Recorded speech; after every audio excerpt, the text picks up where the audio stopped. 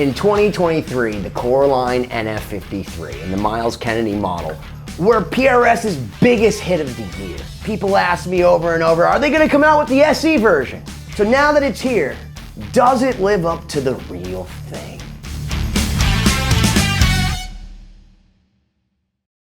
When they came out with this thing, the Silver Sky, PRS has a Strat, as if PRS didn't have the EG1, the EG2, the EG3, and a million other different Strat iterations before. But when John Mayer came in and they put the backwards headstock, the world lost its mind. And these things sold like hotcakes. So when Miles Kennedy showed up, some Alter Bridge performances playing something that looked like this, people knew it was coming. The NF53.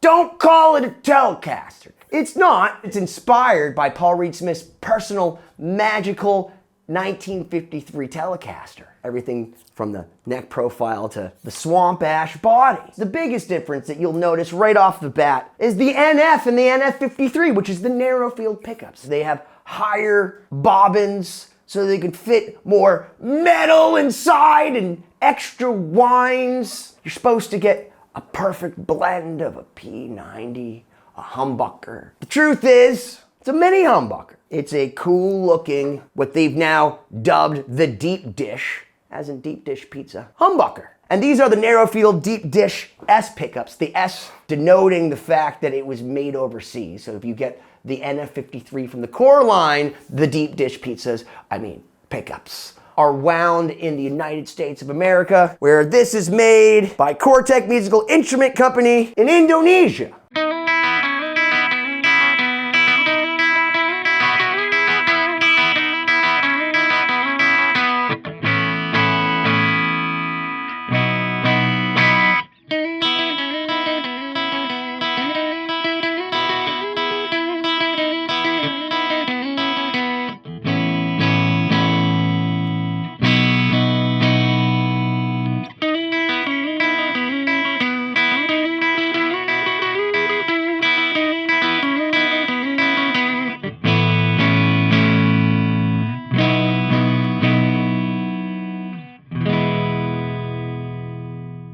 Paul Reed Smith is brilliant calling these narrow fields because instead of saying, have you checked out the PRS mini humbuckers?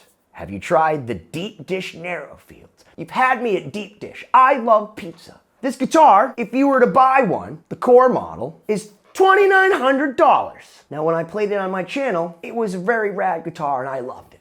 But for me, $2,900 for any style of Telecaster is a lot of money. When I play a PRS SE that's meant to be like this, albeit they play awesome, I can see, touch, and feel what makes this a $5,000 guitar. So I can truly justify, at least with the law of diminishing returns, why a guitar of this caliber made in the United States of America would be so expensive. I just want to take a bath in the smoothness of this maple. It feels right. It's got some girth, but it's mighty comfortable. Even if you tend to lean more towards the thinner style necks, you might find yourself at home on this thing. You have this bridge with brass barrels on it, and the idea with the brass is that it resonates more.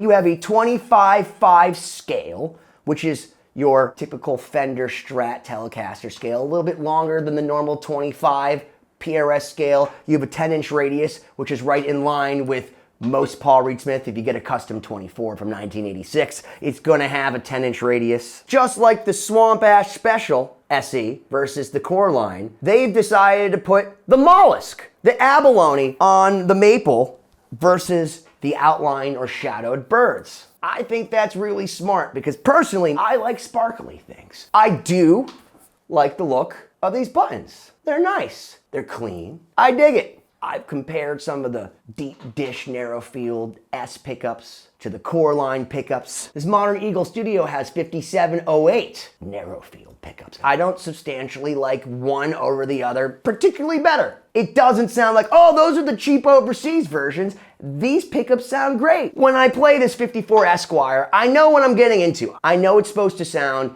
thin, cut through like a knife, and that's what it does. It lives there for me. Because this lives in the middle, when I'm playing really heavy, I'm almost wishing I could go a little bit further. So I would not be surprised, and I would recommend doing with the NF3 and the NF53, is coming out with super versions of it. So instead of having 3 narrow field pickups in here, having 2 narrow fields and an 8515. Instead of having 2 narrow fields in here, maybe having a narrow field and a 5708.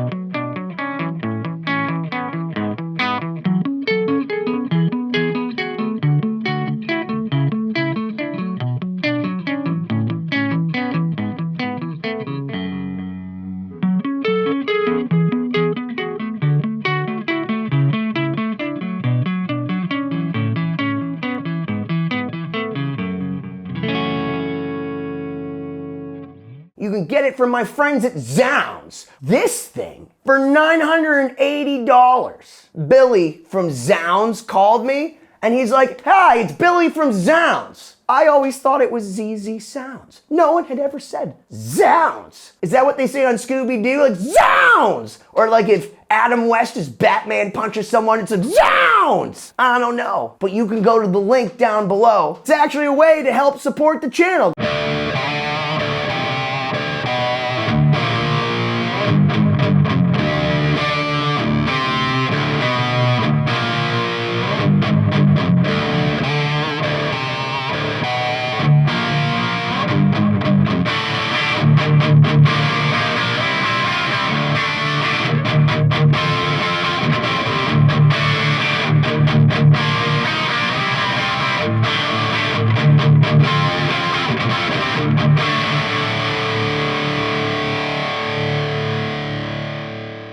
For $980, there's no reason for me to go and buy a core version of this. It plays and sounds just as good. One is made in Stevensville, Maryland, to the utmost meticulous standards, and one is made at Cortec in Indonesia, to the utmost meticulous standards and then sent to the United States of America. Between the veneers and the different carves, the custom 24s feel different to me. They sound pretty close, but they feel different, they look different. This feels the same. It looks pretty much the same, other than I like the abalone birds better. I like the feel of the neck better. So I never thought I'd say this. If I had a choice between the SE version that PRS has sent me and the core version they sent me in 2023, I had to go to that desert island. It would have to be this one. Why don't you smash that subscribe button already?